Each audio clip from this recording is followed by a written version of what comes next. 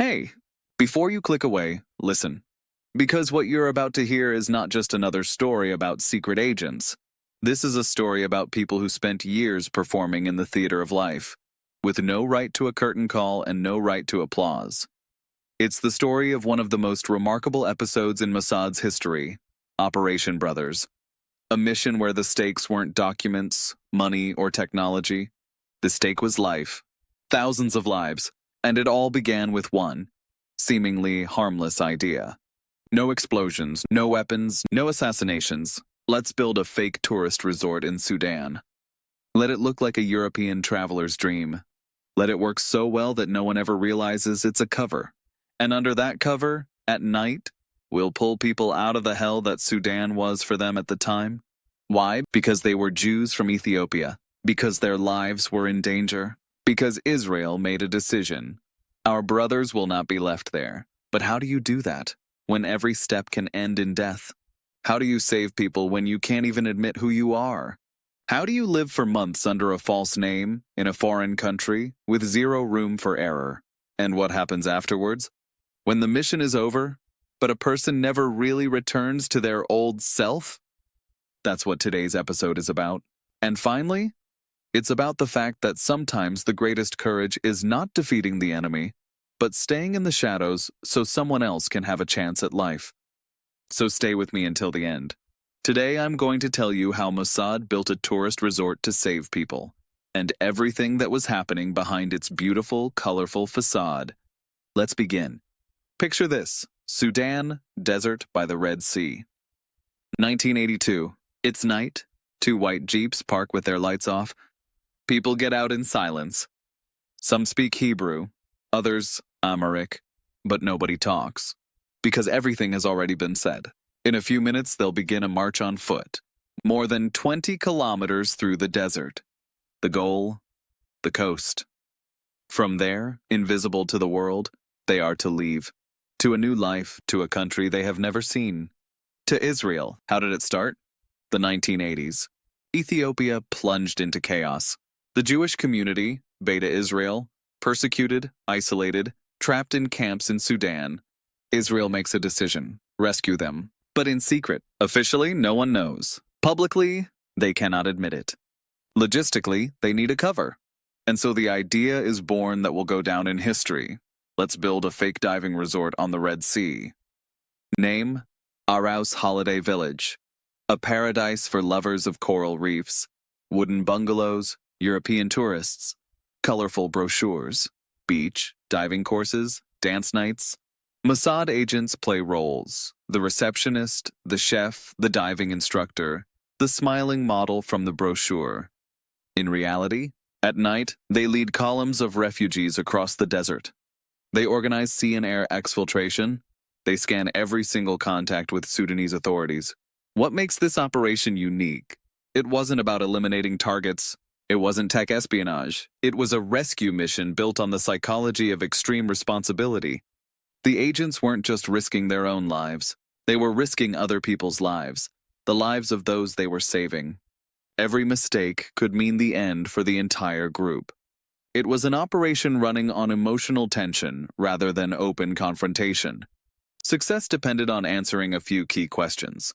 How do you save people without revealing who you are? How do you help without showing your real face? The uniqueness of this mission lay in silence. They didn't appear in the media. For years, they weren't allowed to speak.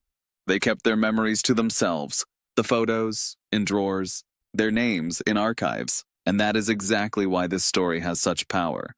Because it's not a story about warriors. It's a story about people who risked everything to save strangers. In this episode, we're not just going to tell you what happened. We'll show you what it felt like for those who lived with 2 identities, how the psychology of a cover identity works, why some decisions hurt more than the truth, and what it means to save people when you can't admit you did it.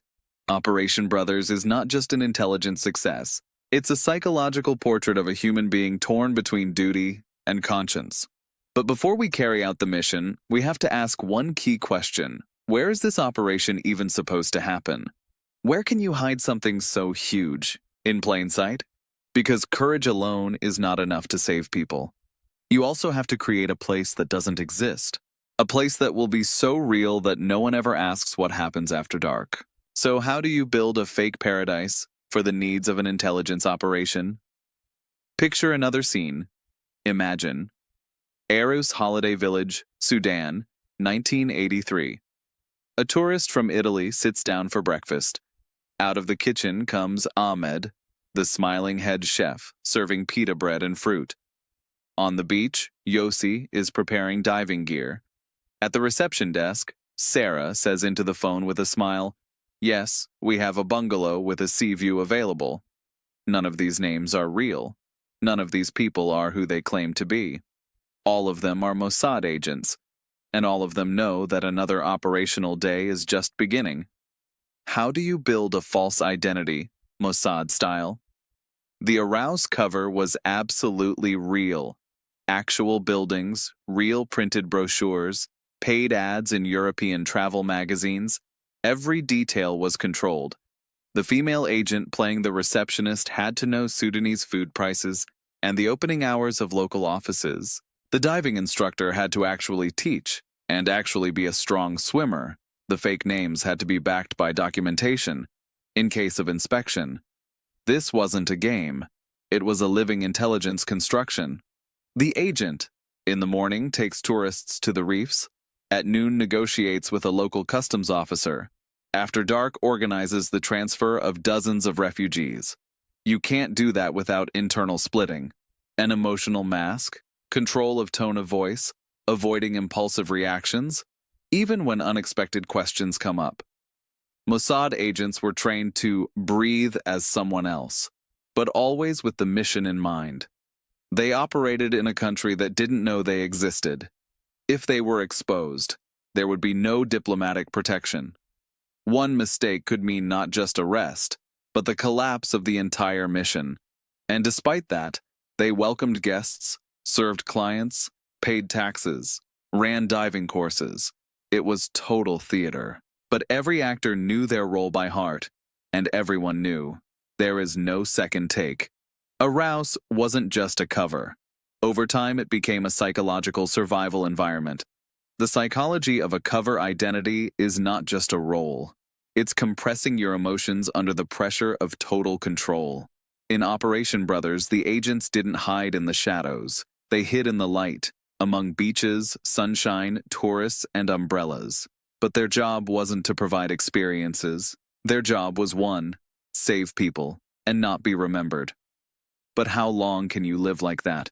Because when day after day, for weeks and months, you balance on the edge of life and exposure, everything changes. Not just how you behave. What changes is who you are. So try to imagine it. Arous at night. Reception closed. The last guests asleep. Agents sit in the kitchen without a word. One plays with a paperclip. Another stirs coffee without drinking it. The phone is silent, but everyone can hear its presence. The tension doesn't disappear when the lights go off, because no one knows when the next transport will come. No one knows if tonight won't be the last. In the life of an operative, there is no rest. Night is the time for operations. Day is the time to pretend everything is fine. Daily schedule. In the morning. Breakfast for guests late morning. Fixing the roof at noon. Briefing with the courier in the afternoon. Diving course in the evening. Waiting for a signal from the refugee camp. All of this, of course, under the cover of holiday calm. But inside, full mobilization. What happens in the body and mind of a person who lives for months in this kind of stress? The fatigue doesn't go away, it accumulates. Sleep doesn't regenerate, it just briefly cuts you off. Reactions become automatic, reflexes instead of decisions. The voice doesn't tremble, but the body never relaxes. The key skill of an agent in that environment, managing emotions in real time, meaning fear disguised as a joke, anger turned into politeness towards guests, uncertainty masked as holiday absent-mindedness. This is not acting. It's micro-regulation of personality several times a day. One wrong tone, with an official, a soldier, even a tourist, and everything can collapse. Operation Brothers required teamwork, but also absolute trust without emotional dependence. You couldn't become too close. You couldn't show your exhaustion. There was no room for, "I need to talk." This was a team that worked like a nervous system. One impulse, and everyone reacts. One mistake, and everyone is at risk. In such an environment, individuality gets suspended. Why did it work? Because each of them believed in the mission, because they knew they were saving people whom no one else could save. And that gave them strength. Operational psychology is not just about techniques, it's also about consequences. But in this mission, the hardest thing wasn't avoiding the enemy. The hardest thing was something else entirely: to help people without being allowed to show that you care, to decide their fate with a stone face. Because sometimes in intelligence work, it's not about how much you risk, it's about how many emotions you have to lock inside. So let's imagine night, desert, agents guiding a column of refugees, children, mothers, old people. No conversations, just breathing, sand, movement. A little girl falls. A Mossad agent stops, picks her up. He doesn't say anything? He can't. He's not allowed to create a bond. He's not allowed to show that it moves him, because empathy can burn the operation. Operation Brothers was not cold-blooded espionage. It was a daily confrontation with people in extreme circumstances. Malnourished children. Families torn apart. People willing to cross the desert with one bag and no guarantee of survival. For the agents, this was new. Usually their task was to gather information. Here, their decisions meant life or death. And at the same time, they couldn't get too emotionally involved. That could destroy their ability to act. Mossad trained its agents to recognize other people's emotions, but not to hand over their own. It was empathy at a distance. Example: an agent speaks with a refugee who begs him to take his sister on the first transport. The agent knows there is no room. He has to say no, without showing emotion. But he remembers her face, often, for the rest of his life. This is balancing on the edge of human solidarity and operational coldness. Agents had to choose who goes today, who stays for tomorrow, whose attempt to cross the border might cost them their life. And they couldn't explain their decisions. They couldn't say, "I'm sorry." They had to act behind a mask, even when their heart was breaking.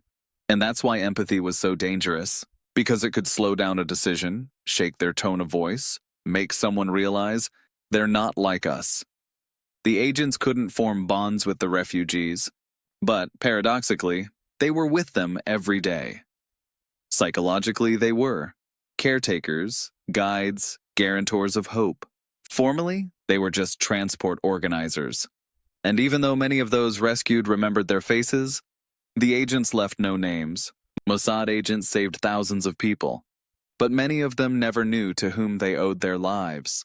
And that's exactly what makes this mission one of the most ethical and most lonely in intelligence history.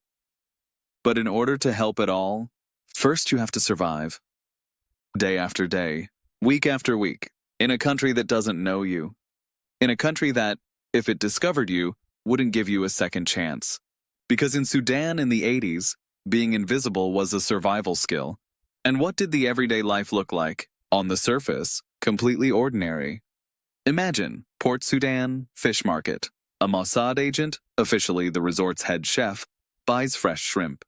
He haggles over the price, jokes in Arabic, nods, walks away.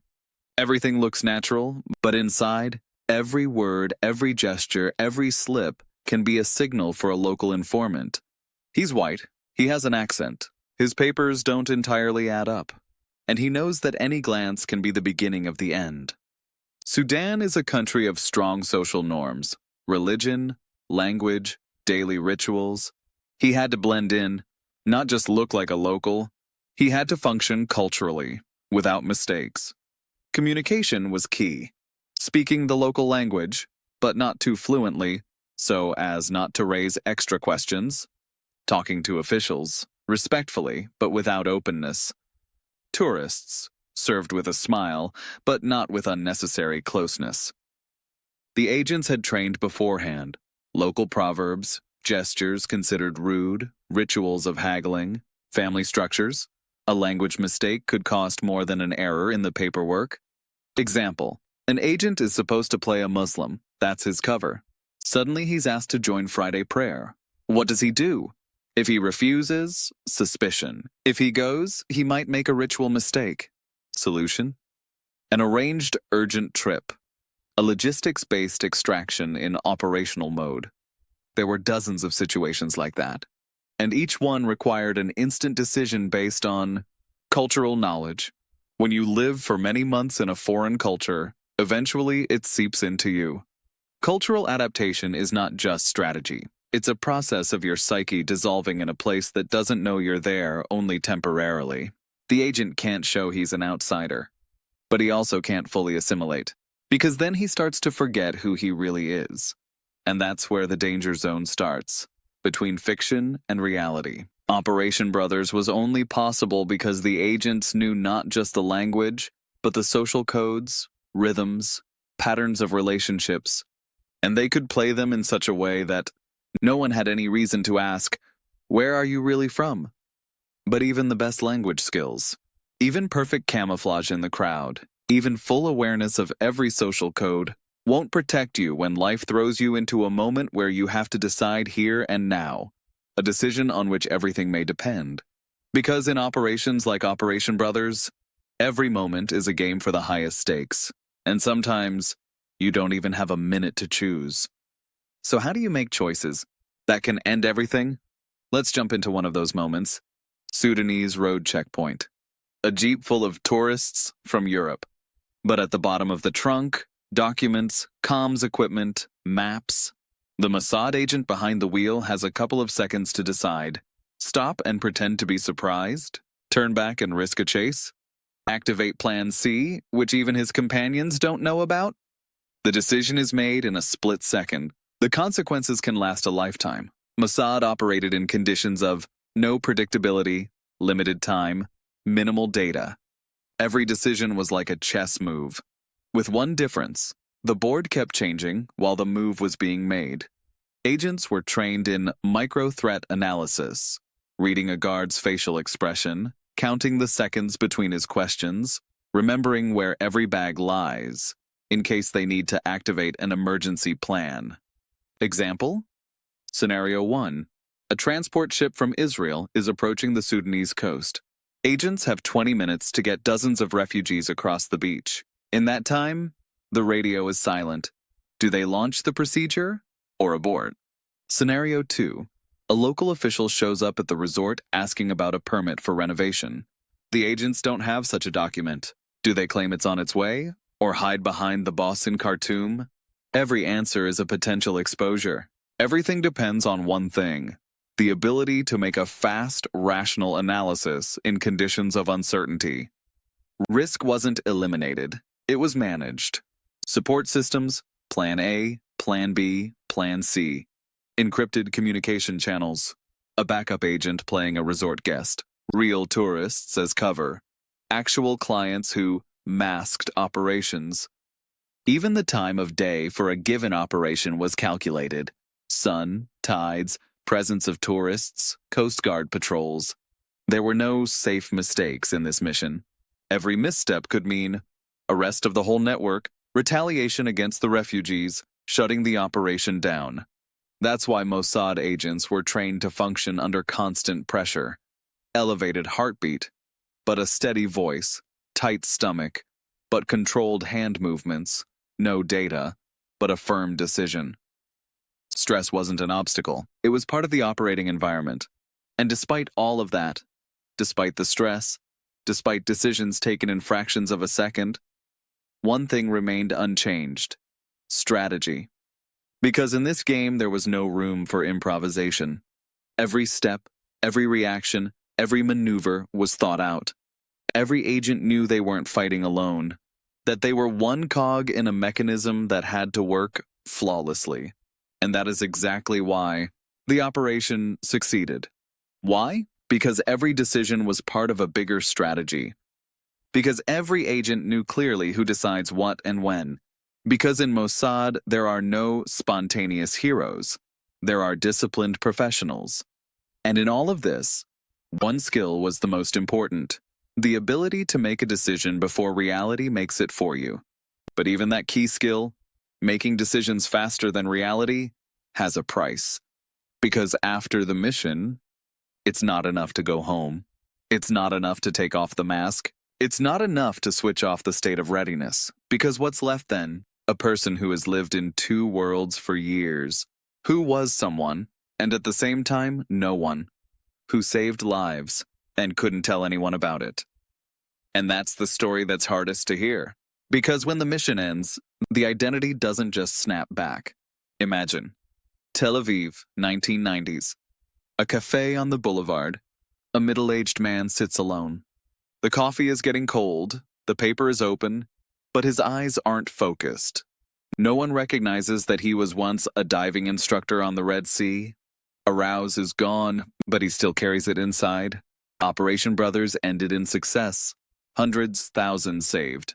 The story officially closed. But for the agents, nothing is really over. There's no press conference, no book tour, no right to say who you really were.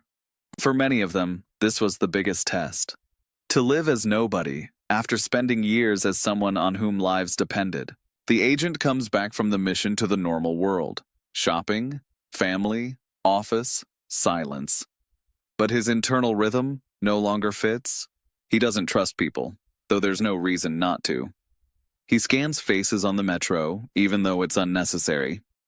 He doesn't talk much, because for years he wasn't allowed to say anything. It's a permanent state of readiness, without a threat.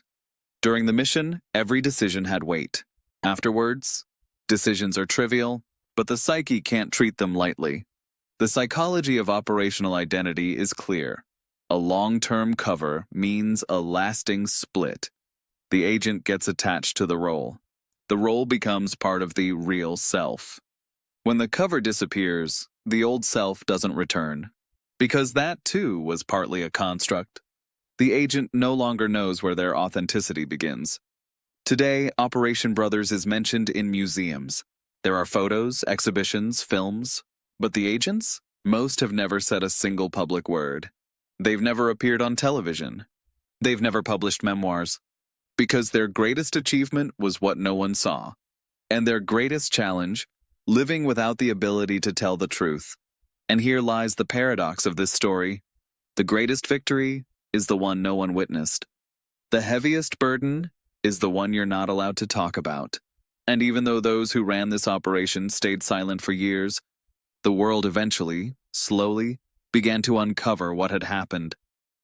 Because there are stories that cannot stay in the shadows forever, even if their protagonists don't want to step into the light.